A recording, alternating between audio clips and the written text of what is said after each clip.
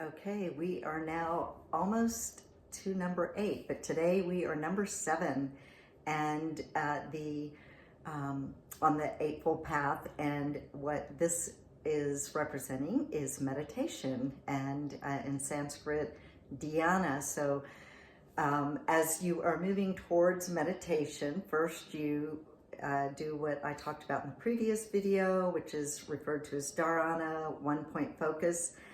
But when you can actually get your mind to, after focusing, and create like such a relaxed state, then it's considered that you are in the 4th state of consciousness, which is beyond. So the first 3 are waking, dreaming, sleeping, what people are doing every day. But the 4th state is called transcendence, and that's when sort of the subject and object merge. So you are you're just not in the time and space. Like, you're not even focusing on your mantra or your breath anymore, because you sort of just kind of go into a state. It's kind of like trance-like, and it's not necessary to get to this this state. I mentioned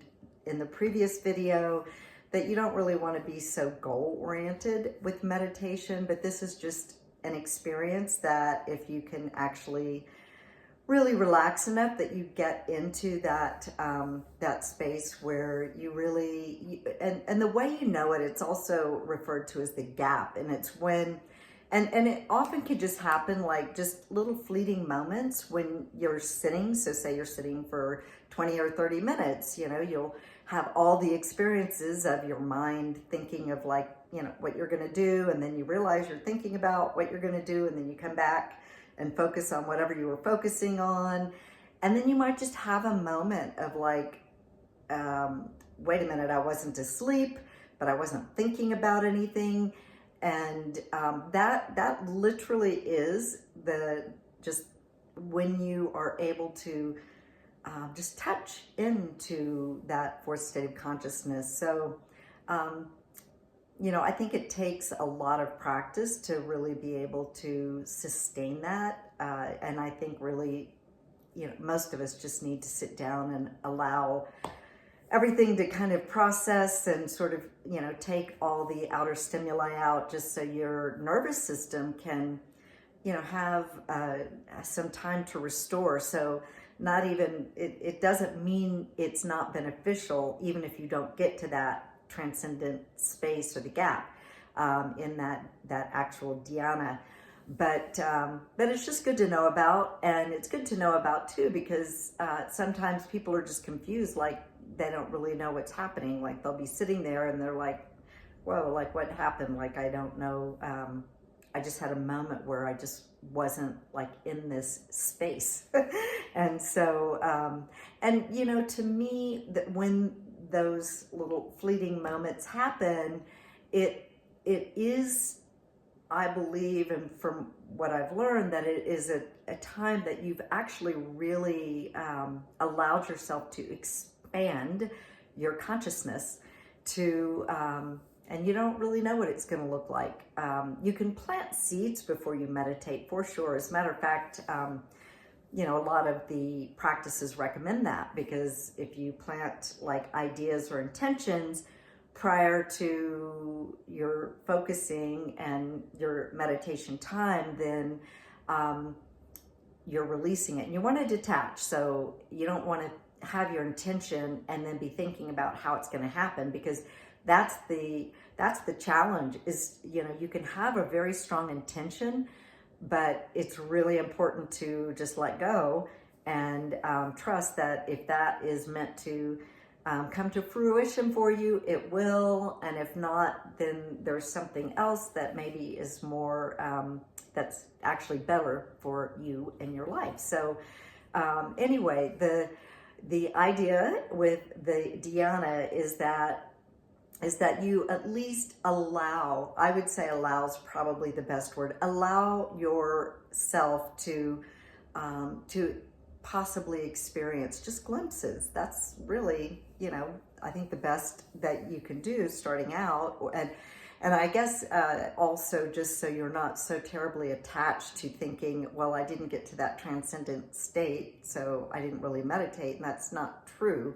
So even though Dyana does translate to sort of a more pure form of meditation, I think most people get plenty of benefit in the stage before if that's all you can do is just keep that pendulum going from noticing that you're thinking, a thought train, and then coming back to your focus and just doing that. That practice is very, very beneficial.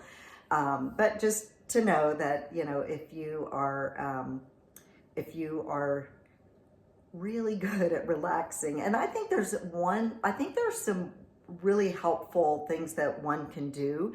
So, there are essential oils, and they're literally known as like the sacred oils that can, at least they can sort of invite in that state. And these would be like frankincense, Palo Santo is one, agarwood's very expensive, but it is one of the sacred oils. And then of course sandalwood, and so usually the sacred oils are more a type of either wood or resin distillation, but those can be helpful. They're known to really help facilitate these peaceful states, or even like deeply processing kinds of experiences. So anointing yourself and just smelling the essential oil before, you can light incense, but I'm a real purist.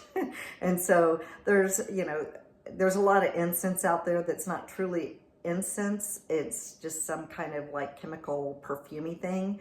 And same with essential oils. So, if you're going to use these, find out. You can certainly ask me, but, I can recommend brands that are, truly going to have the characteristics and qualities that would lend to these experiences. So, you can do that. And then, there's, I love working with herbs and herbal tinctures too, because, and boy, I've seen this work very, very well.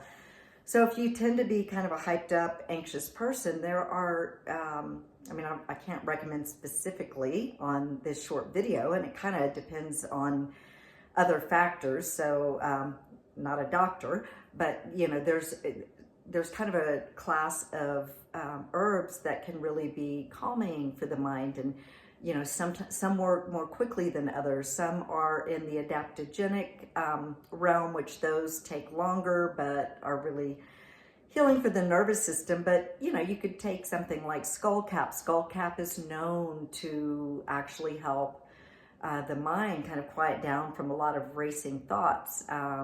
One that I've loved kind of experimenting with is blue vervain, because that was just not on my radar. But there's passion flower, there's there's rhodiola, lavender. There's all kinds of wonderful herbal tinctures and teas that you can work with too. So, it's all about really, really getting a balance where you're not addicted to your mind, right? Like we always talk about being addicted to devices, but we're all walking around addicted to our minds, and whatever narratives are just like replaying over and over again. So these practices and this Eightfold Path is to really help you be more of a master of your mind, so that you are not a prisoner of these limiting thoughts or things that you should have really been able to let go of a while ago. So